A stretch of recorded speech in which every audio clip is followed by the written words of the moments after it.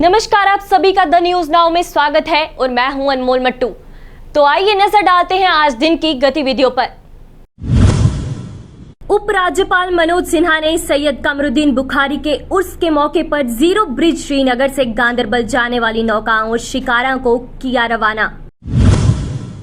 Governor house के बाहर high court के वकीलों ने किया धरना प्रदर्शन। केंद्रीय सड़क परिवहन मंत्री नितिन गडकरी ने कहा कि कार में सवार सभी यात्रियों के लिए रियर सीट बेल्ट लगाना अब अनिवार्य। हाजिन के छात्र ने 603 अंक हासिल कर नीट यूजी किया क्वालिफाई। अब खबरें विस्तार से। उपराज्यपाल मनोज सिन्हा ने सैयद कमरुद्दीन बुखारी के उर्स के मौके पर जीरो ब्रिज श्रीनगर से गांदरबल जाने वाली नौकाओं और शिकाराओं को झंडी दिखाकर किया रवाना। कलाकार श्रीनगर से गांदरबल तक जल परिवहन के माध्यम से पहुंचेंगे। उपराज्यपाल ने आशा व्यक्त की कि ये अवसर सद्भावना और भाईचारे के बंधन को मजबूत करेगा। उन्होंने कहा, आइए हम खुद को मानव जाति की एकता की याद दिलाएं और सद्भाव और शांति के लिए प्रयास करने का संकल्प लें। इस मौके पर कई धर्मगुरु और बड़ी संख्या में लोग मौजूद थे। गवर्नर हाउस के बाहर हाईकोर्ट के वकीलों ने किया धरना प्रदर्शन।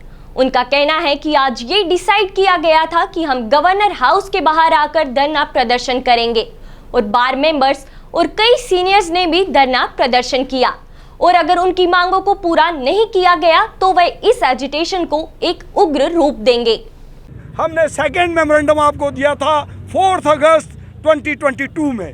हमारे दोनों मेमोरेंडम आपके पास हैं और हमारी डिमांड्स जो हैं बड़े क्लियरली उसमें स्पेल्ड आउट हैं। उन डिमांड्स को इमीडिएटली मानिए ताकि वकला साहिबान को आगे और उग्र रूप जो है इस एजिटेशन को ना देना पड़े। कोर्ट प्रेमिसेस के अंदर रहते थे, लेकिन जब से हम स्ट्रीट्स में आए हैं, पब्लिक के पास आए हैं, हमने जम्मू बंद का ऐलान किया और जम्मू बंद जो है पब्लिक ने पूरी हमारी सपोर्ट की और जम्मू बंद हुआ। ले मेरे दोस्त ये डिस्ट्रिक्ट प्रेसिडेंट हैं ले बार एसोसिएशन के, इन्होंने ले में काम सस्पेंड किया।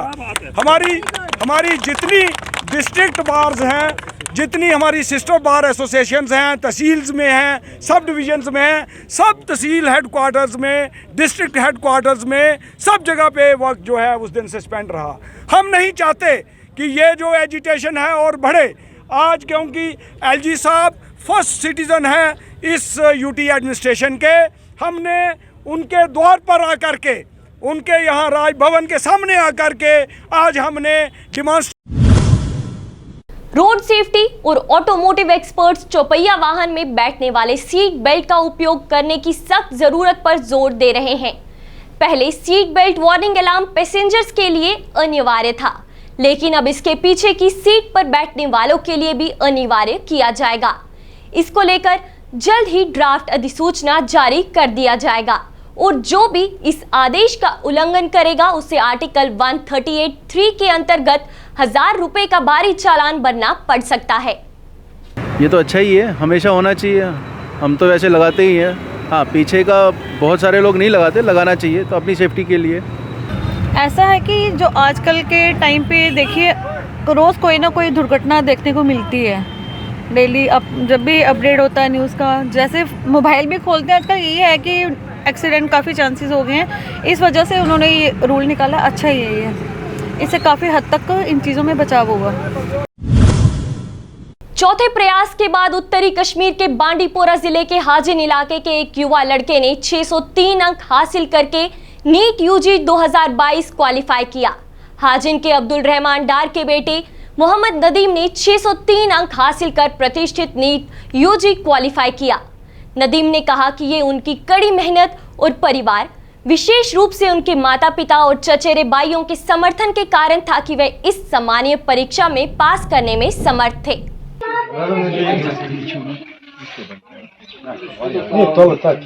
सबसे पहले तो शुक्र अल्लाह ताला का जिसने ये करने में मुझे बहुत मदद की।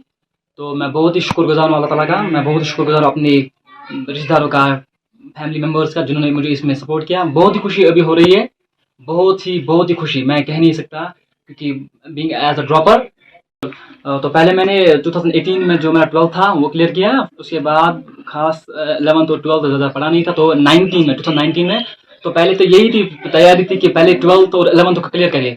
तो 19 में पहला अटैम्प्ट था, लेकिन उसमें ज़्यादा पढ़ा नहीं था हमने। फिर 20 में दूसरा, 21 में तीसरा और अभी 22 में ये चौथा अटैम्प्ट था।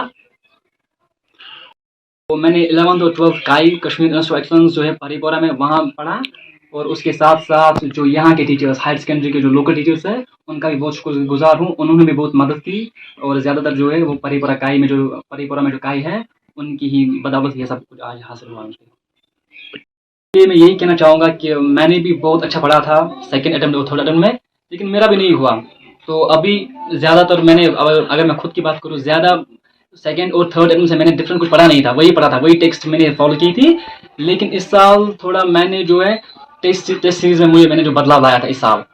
तो आप भी यही कर सकते हो, पहले अटैम्प्ट में नहीं होगा, दूसरे में होगा, तीसरे में होगा, बस खाली आपको जो है कंसिस्टेंट रहना पड़ेगा। क्योंकि ये एक एग्ज़ाम है जो खाली 3 घंटे में होता है, तो 3 घंटे में हम भटक भी जा सकते हैं, 3 घंटे में हम भटक भी जा सकते हैं। और ये उन्हीं 3 घंटों की खेल है, तो उन 3 घंटों पे ज़्यादा फोकस करें, टेस्ट सीरीज ज्वाइन करें और बाकी सब अल्लाह पे छोड़ दो, सब कुछ अल्लाह। इससे तो 12th में यही जो लोकल हायर सेकेंडरी हमारी हाजन हायर सेकेंडरी, वहाँ पढ़ा मैंने। और उन्होंने हमें थोड़ा गाइड किया था कि नीट होता है, जेईई होता है, एग्जाम, ऐसे एग्जाम होते हैं, तो आप उनके लिए भी प्रिपेयर कर सकते हो 11th और 12th से।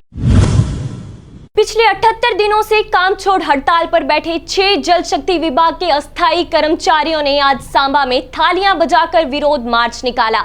इस दौरान सैकड़ों कर्मचारियों ने सांबा के सुम रोड के सांबा मुख्य चौक में व मेन बाजार में विरोध मार्च निकालकर सरकार से उनकी मांगों को पूरा करने की मांग उठाई।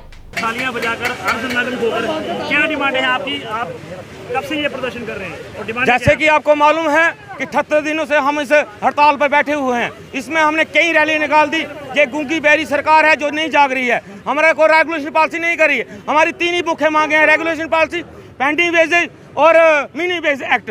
इसके लिए हम तो बैठे हुए हैं, सरकार जो हमारी बात नहीं सुन रही है। आज हमने थाली और ताली बजाकर सरकार को बताया है कि हमारी थाली तो खाली है, इसमें हमें खाना चाहिए, 2 वक्त की रोटी चाहिए। वही हम सरकार से मांग रहे हैं कि हमें रेगुलेशन कर दीजिए, हमें 2 वक्त की रोटी मिल जाएगी। और जयंती गूंगी बहरी सरकार है, जो एलजी सरकार है, ये ब्यूरोक्रेसी इतने हावी हो चुके हैं जम्मू कश्मीर में, इन्होंने आतंकवाद पर इन्होंने तालिबान बना दिया है जम्मू कश्मीर को।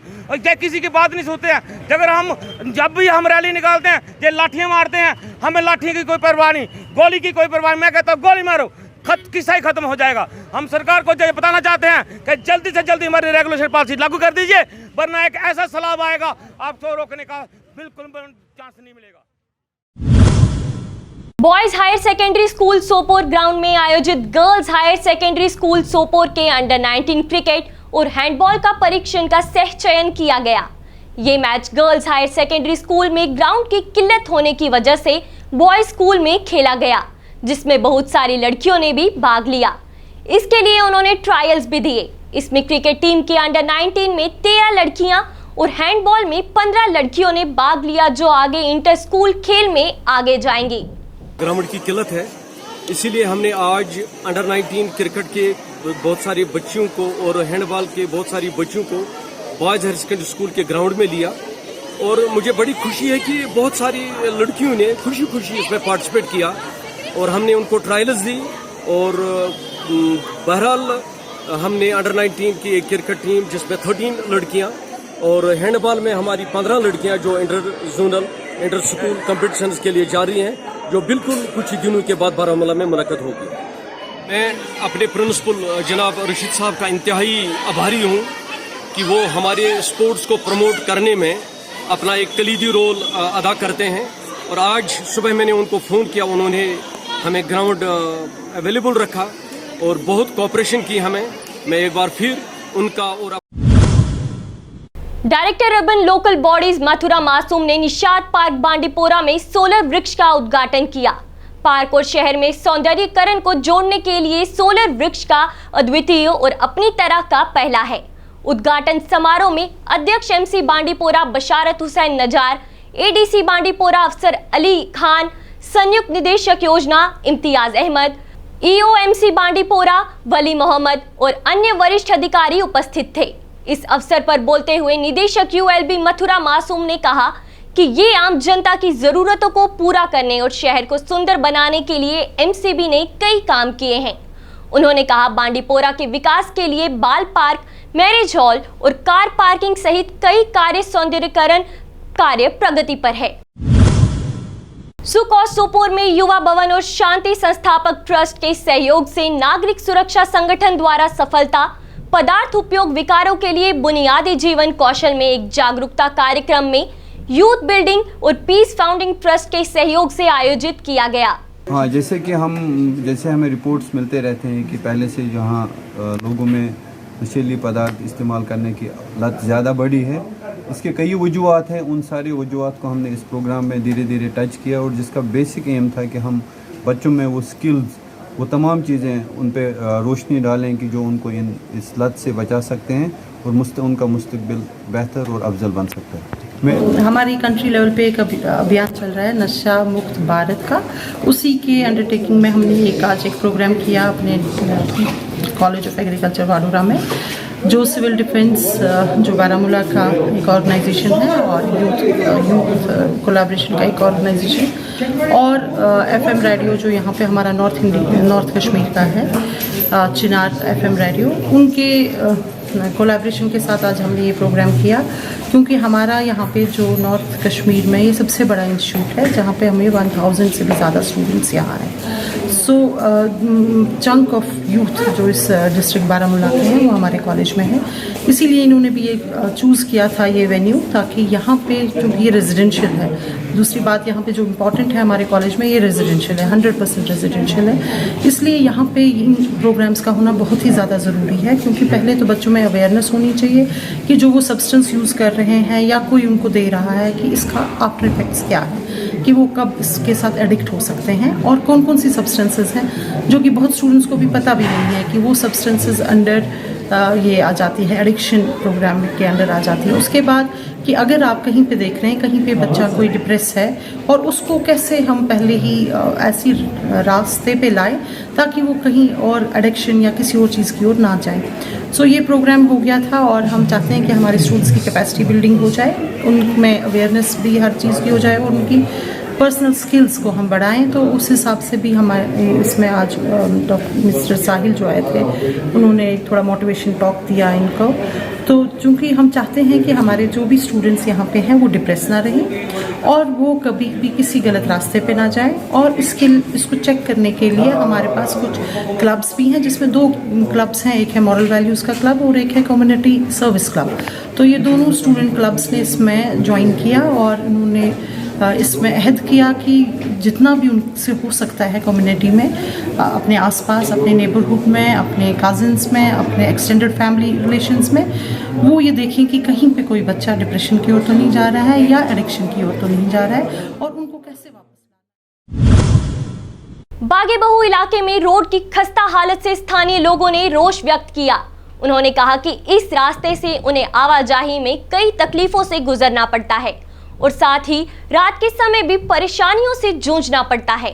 ये रास्ता कई जगहों से जुड़ा है जो कि एक उचित स्थिति में न होना चाहिए, ताकि किसी को भी इस रास्ते पर दिक्कत ना आए और उस रास्ते पे ट्रैफिक जैम्स और एक्सीडेंट्स में भी फर्क पड़ सकता है। हम बागेबू के निवासी रहने वाले हैं। हम यही कहना चाहते हैं सरकार को कि यहाँ से अगर रोड पुट इसको ठीक भी करना चाहिए ना। यहाँ पे तोड़ फोड़ करके चले जाते हैं, कोई यहाँ पे आके देख नहीं रहा है, कब से टूटी हुई है। कल भी यहाँ पे एक्सीडेंट हुआ, लड़के बाइक पे आ रहे थे, वो स्लिप हो गया। यहाँ पे कोई देखने वाला नहीं है, कोई सुनने वाला नहीं है। जब से ये हालत हुई है तब से यहाँ पे एक्सीडेंट की तादाद सबसे ज़्यादा हो गई है। जो भी आता है यहाँ बावे वाली माता के दर्शन करने के लिए आता है, जब रोड देखता है तो वो बोलते ज़रूर होंगे कि ये बावे वाली माता का रोड है। यहाँ पे लोग रहते हैं या डंगर रहते हैं। सरकार ने देखना चाहिए कि बावे का रोड कैसा है। अनंतनाग के युवा अध्यक्ष भाजपा आबिद नेंगरू का एसीबी के स्थानीय ठेकेदार से 10,000 रुपए की रिश्वत लेते हुए कार्य आवंटन के मामले में पकड़ा गया। एसीबी के समक्ष ठेकेदार ने शिकायत की और एक मामले को दर्ज किया कि उसे पकड़ा जाए और अंत में उन्हें सफलता भी मिली और एसीबी की टीम ने युवा अध्यक्ष भाजपा को मजिस्ट्रेट की उपस्थिति में रिश्वत के पैसों के साथ गिरफ्तार किया। एसीबी ने इस संदर्भ में आगे की जांच शुरू कर दी है। फिलहाल के लिए इतना ही। बाकी और अपडेट्स के लिए जुड़े रहें द न्यूज़ नाउ के साथ। धन्यवाद।